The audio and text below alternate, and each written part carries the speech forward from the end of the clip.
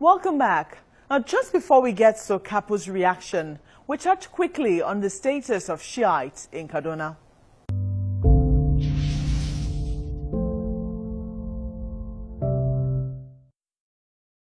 Let's quickly talk about the status of Shiites in Kaduna. What is their current status as we speak today? Shiites are citizens of Nigeria. They are entitled to practice their religion, and there is no problem.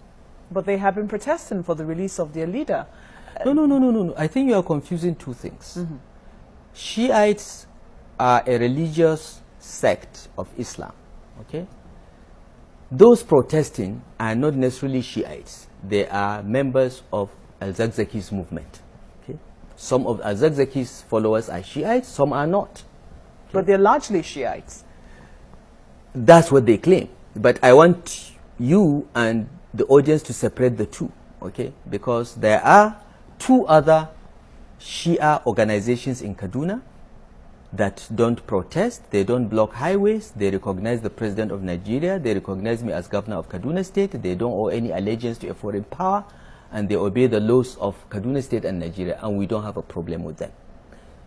The one that we have a problem with is IMN, Islamic Movement in Nigeria, Al-Zakzaki's movement, which we have outlawed because they do not recognize the Constitution of Nigeria, they do not recognize the President of Nigeria as sovereign, they do not recognize me as governor, their allegiance is to another country, and their objective is to turn Nigeria into an Islamic republic. Do you think that outlawing them is the solution to the problem? It is the only solution we see. Anyone that has another one should tell us if it is better. Because some people have said that, you know, we risk raising or turning them against the state or raising another Boko Haram sect. They are already against the state. They have never recognized the state. Never did. They never recognized the Nigerian constitution. So those that are making those arguments are making academic arguments, and they should understand that before we took the action we took, we studied Boko Haram, we studied the Galtimari report, and we know the differences between Boko Haram, the evolution of Boko Haram, and this movement. I know this movement. I know Al-Zakzaki. We were students in Ahmadu Bello University together. We were both active in the Muslim Student Society, so I know the animal I'm dealing with. Many of the people making comments on this don't even know the history. I was in Ahmadu Bello University when Al-Zakzaki was dismissed. I know him. But you went to him to ask for votes during the elections. I did not. I went to him in 2014 when 3 of his children were killed to condole with him because I have known him from our university days before he was expelled.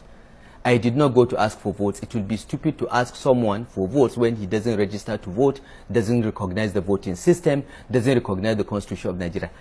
Members of the IMN do not register to vote. They don't recognize our constitution. They don't recognize Nigeria as an entity. They want to turn this country into an Islamic republic. Okay? So it is ridiculous for anyone to say, I went to Al-Zakzaki to ask for votes. I visited him when his children were killed. 3 of his sons were killed in 2013 or something. I went to visit him to condole with him because I know the pain of losing children. I lost my daughter and I lost my son. I know the pain. And I went to condole him. I didn't go to ask for votes. I didn't go to Al-Zakzaki since APC started. I did not visit him. I did not go to ask for votes because they don't vote. Why should I go and waste my time? When you say I know the animal I'm dealing with, don't you think that's just denigrating? It's not denigrating. It's a statement. It's an idiom. I don't mean that Al-Zakzaki is an animal or anything. You know what I'm talking about. If you don't know, then maybe you need more lessons in English language. It's as simple as that. I think it's proper for us to put it in context so that that is not misconstrued. I know. I thank you for raising it, but it is an expression. It does not mean that anyone is an animal. It's just an English expression, and you know it. Can we ask you to use another word? I know the person I'm dealing with. Thank you.